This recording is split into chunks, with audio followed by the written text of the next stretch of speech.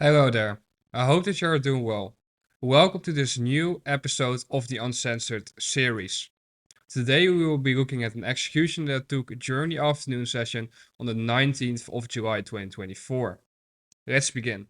Here we're on a 1 minute chart of Nasdaq, and what you will see me do is the following.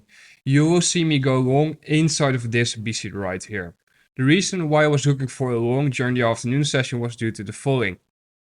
Earlier on in the day, we reached our key sell-side liquidity objective for the week, meaning we reached the current July low. When we reach a higher time frame draw on liquidity, I anticipate that the afternoon session could potentially retrace or reverse to offer buy-side delivery next. The reason why I'm anticipating such is due to the following. When the signs become present that we're likely going to draw towards buy-side liquidity next, I anticipate that the afternoon session will deliver this. Why? Well, if we drop the whole morning session, who has been making money all along? Shorters, of course. So what liquidity has been engineered? Buy-side liquidity. Therefore, I was looking for signs to confirm to me that we were likely going to offer buy-side delivery next. Here you can see me go long inside of this BC right here, stop being below the low of the BC, and I anticipate big green candles to come soon. My eye is drawn towards this buy-side liquidity here. I was rather confident in the fact that this right here would likely be the low of the day and the low of the week as a result of that, since it was Friday, due to the following. What we can see here is that the launch liquidity, the launch cycle low, was purged by this move lower. Notice that from the 1 p.m. open we did one thing, and that was drop lower. That right there is manipulation to me, and therefore I'm anticipating distribution to follow towards the upside next. The BC I went long in can be seen here. The reason why I went long was due to the following. You can see inside of this low formation that there are only a few candles. After the recording is done, I will take you with me into both Nasdaq and ES and I will showcase to you what the intermarket relationship was showcasing to us. Here you can see me do my annotations and such, and this downcoast candle was a bullish order block. Why? It's due to the following. Notice that the delivery to the left here was rather slow. There was a lot of back and forth going. And then at 1:22 p.m. we have this sudden drop lower, this big downcoast candle, which purges sell-side liquidity, and we then see a low formation taking place. We see SMT with ES taking place, and we then displace towards the upside. At that moment in time, I anticipate this downcoast candle to function as support on price. That by itself, however, was not enough for me to go long. Notice that there wasn't any real discount array which formed inside of this leg higher. It was just a lot of back and forth going. This is just slowly grinding higher. Why is this delivery so choppy, you might be wondering? It was because of the fact that we did not reach the right time yet for an expansion to take place.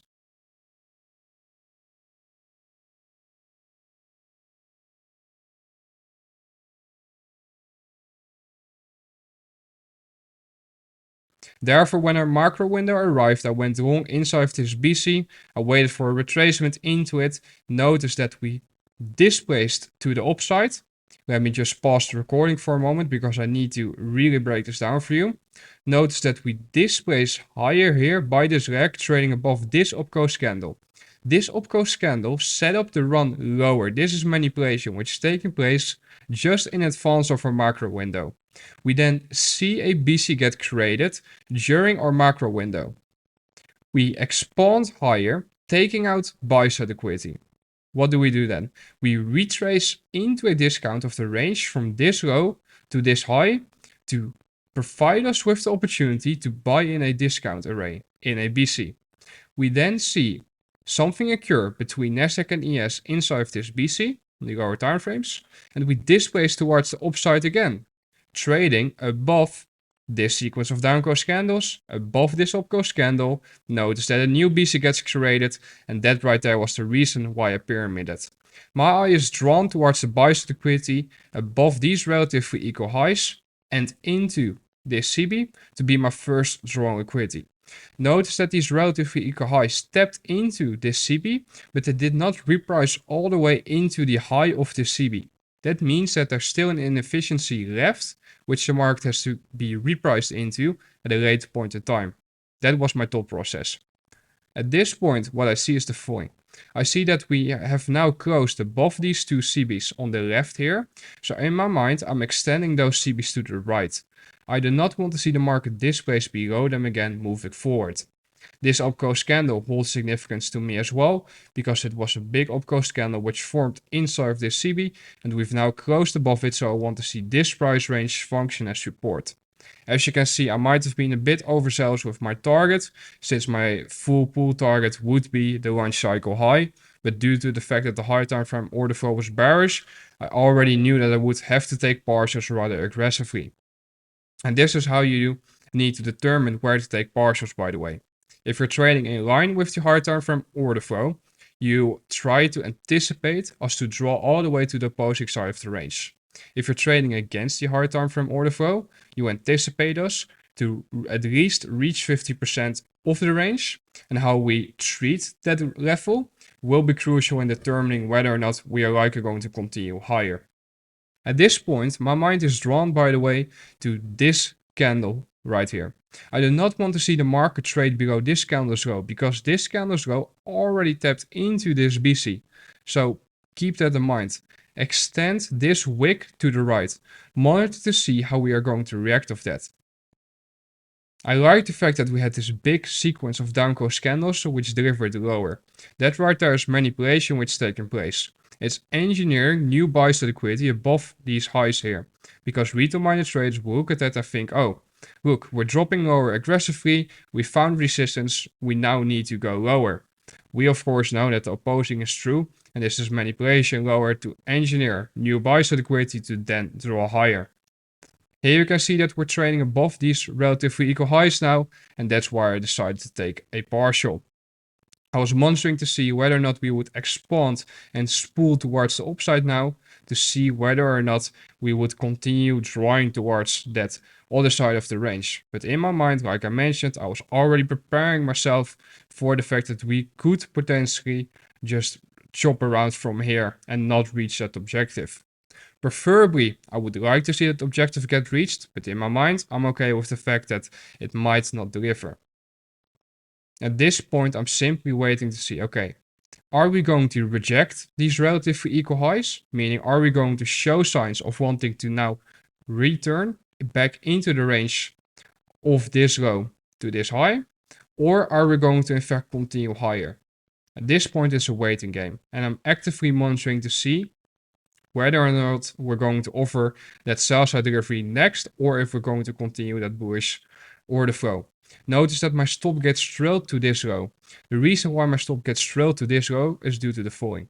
This low set up the final expansion into the buy side liquidity target of these relatively equal highs. And therefore there's absolutely no scenario possible in which this low should be made jacked unless order flow is changing, unless we're likely going to retrace deeper. I'm really liking the fact that we had these down close candles towards the downside, and that we're now seeing the market begin to show signs of wanting to expand above them. But here's something occurs. Notice that we are beginning to reject this high. Notice that we're not closing strongly above it. That's a warning sign, because IPDA is having a hard time with displacing above this CB in here. And that right there is an algorithmic signature that shows that the tide might be turning. So in my mind, I'm preparing myself to take another partial. And here I've decided to take one more partial, because I was not happy with the fact that we rejected this high. Where it seemed like we would expand above those highs, you can see that we're rejecting them. Notice that the bodies here are lower than these bodies, whilst the wick goes above it. When I then saw this expansion higher, in my mind I was like, okay, it's either going to run now, or the overall idea is completely invalidated and we're not even going to see one more leg higher, and instead probably roll over.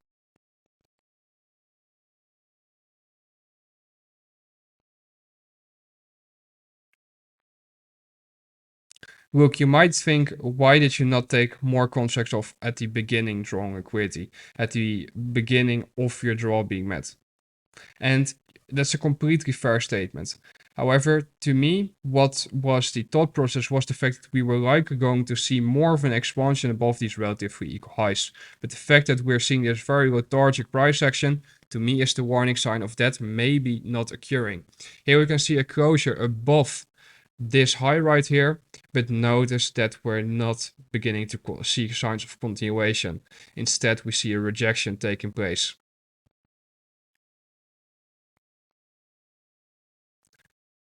Time was running out as well since the macro window has ended, and when the macro does not deliver, you know you need to be very aggressive with your stop management.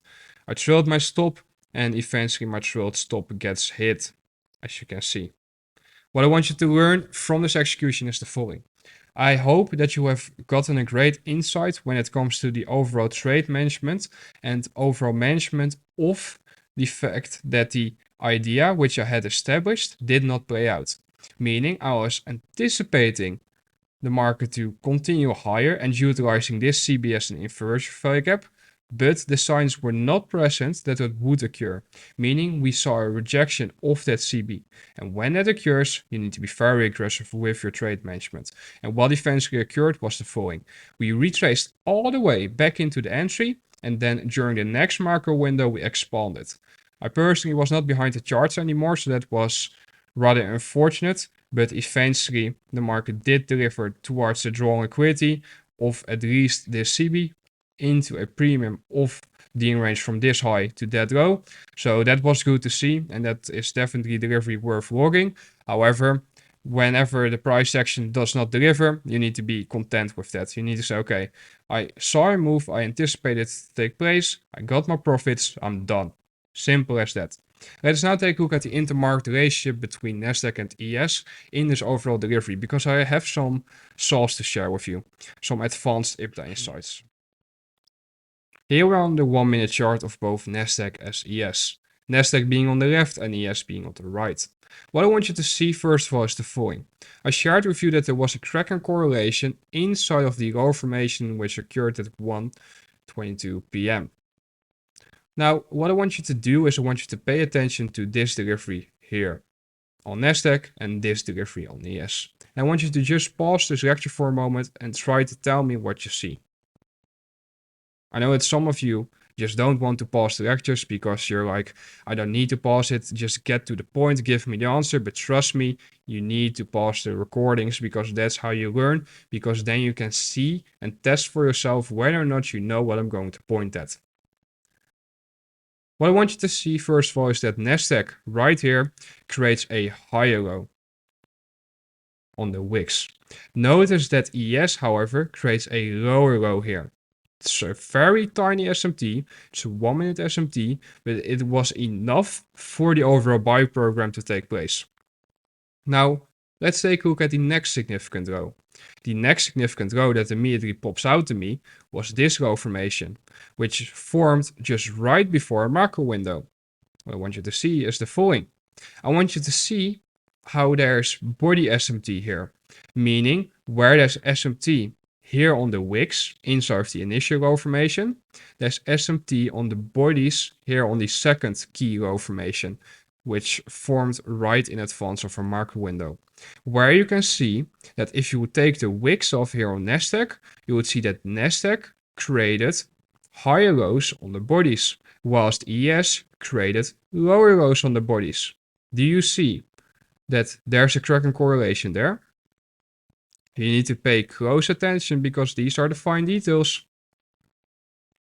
If you then take a look at the next low formation, the low where I entered off, yep, you're getting some real sauce here. When looking at entries, I look at SMT, meaning preferably I want to see some form of SMT take place inside of the candle that I'm trying to enter.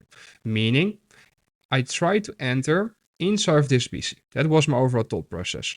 Why? Because this BC was in a discount from the low to high of this range. The low which formed right in advance of our macro window and which set up this run higher. Waited for a retracement to take place, and inside of that BC I was monitoring the following signatures. I was monitoring to see whether or not there would be an SMT that would form between Nasdaq and ES. What do you know? If you pay attention to Nasdaq's delivery, you can see the following. You can see that Nasdaq formed the low right here. If you pay attention to ES, however, you can see that ES formed the low prior. Do you see that? There's a correct correlation here between this low and this low versus Nasdaq. Do you see it? I did not want to annotate this because I wanted you to focally hear what I'm saying to you and then try to be able to look it for yourself. So meaning, I want you to go into your own charts and I want you to mark up these things. And I can already hear you say, okay, well, what about the SMT that took place relative to the imbalance? Yep, that was another form of SMT. Where Nasdaq retraced all the way into this BC, ES did not. Notice that ES never reached its respective BC here. What does that mean? That means that I just showcased to you 3 forms of SMT within this one delivery. I can already here think, when is this SMT significant? When is that SMT significant? Look, whenever we're anticipating a low formation, meaning whenever we're anticipating that a fractal smart money reversal is going to form, we will be looking at the following signatures. We will be paying attention to both the wicks as the bodies, because it's possible that if the wicks do not show SMT, then the SMT is probably between the bodies. And if there's no SMT between the bodies neither, then you know that there's no SMT and it's a low probability environment. But if there is SMT present, and it can be such a small SMT as I'm showing to you here, when it is the case, what I need you to understand is the following. I need you to understand that that right there shows that the time is right for a turning point to form and the opposing side of delivery to take place. This was a rather advanced part of this overall episode. I hope that you found it insightful, and during the upcoming episodes of this series, I will touch more on such SMTs and when I apply body SMT and when I apply wick SMT. Be safe.